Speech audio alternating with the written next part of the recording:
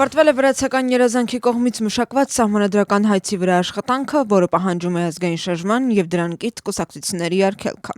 Այս մեծին մեծամասնության նիստից հետո լրագրողների հետ զրույցում ասել է խորհրդարանական մեծամասնության առաջնորդ Իրակլի Կիրցխալիան։ Նրա պարզաբանմամբ խորհրդանի նախագահն այսօր ավելի մանրամասն կխոսի նշված թեմայի շուրջ։ Իգիտություն 3 խորհրդանական մեծամասնության նիստը տեղի է ունեցել ընդլայնված կազմով, որին մասնակցել են եվրոպական սոցիալիստների եւ ժողովրդի ուժի ներկայացուցիչները։ Ընդդիմությունը սուր քննադատությանը ենթարկում վրացական երազանքի սահմանադրական հայցը։ Ի պատասխան Հզր Վրաստան ԼԼ-ն պահանջում է, որ խորհրդանի կողմից կուսակցությունների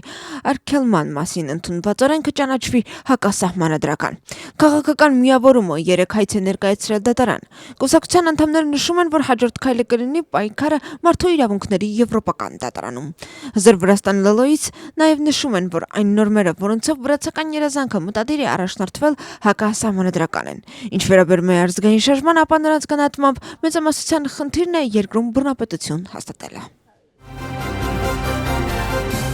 Մեկ տարի խորհրդարանական մանդատներ չստանալուց հետո Կախարիայի կուսակցությունն այսօր առաջին անգամ կմասնակցի խորհրդարանական նստաշրջանին եւ կներգրավվի օրենսդրական գործընթացներում։ 2024 թվականի խորհրդարանական ընտրություններում Կախարիան հանուն Վրաստանի կուսակցությունը ստացել է 12 պատգամավորական մանդատ, չնայած այս փուլում այն օրենսդիր մարմնում ներկայացված կլինի 11 անդամով, քանի որ խորհրդարան մտնելու որոշումից հետո կուսակցության քաղխորհրդի անդամ Ռուսուդան Թևզաձեն որոշել է լքել կուսակցությունը։ Ըստ հերթականության խորհրդարանը կհաստատի նրա փոխարինումը կուսակցական ցուցակից համապատասխան ընդհանցակարգն անցնելուց հետո։ Կախարիայի կուսակցությունն օրենսդրական գործունեության մեջ իր ներգրավվածությունը բացատրում է հոկտեմբերի 4-ից հետո խորհրդարանական բոյկոտի իմաստի բացակայության պատճառով։ Նշված որոշումը քննադատության է արժանացել ընդդիմության այլ ներկայացուցիչների կողմից։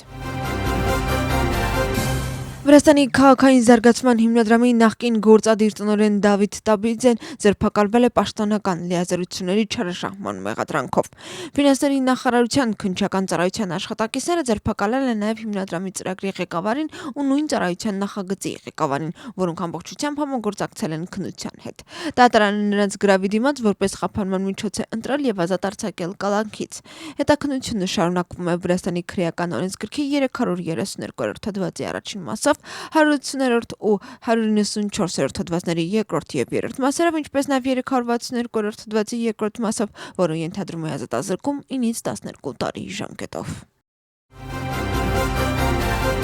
Վրաստանի ներքին գործերի նախարարն իր հունգարացի պաշտոնակցի հրավերով պատվիրակության անդամների հետ այցելել է Բուդապեշտ։ Այցի շրջանակներում նախարարներն անցկացրել են երկկողմ հանդիպում։ Կողմերը քննարկել են իրավապահ ոլորտում համագործակցության առաջնահերթ ոլորտները։ Կողմերի համաձայնությամբ մոտ ապագայում կստեղծվի հատուկ աշխատանքային խումբ, որը կապահովի երկու պետությունների միջև ոստիկանական համագործակցության խորացումը, մասնավորապես միգրացիա, թմրանյութերի դեմ պայքարի եւ ոստիկանության ակադեմիայի կրթական ծրագրերի ոլորտում։ Թուրքիայում տեղի ունեցած ուժեղ երկրաշարժը հանգեցրել է ավերածությունների։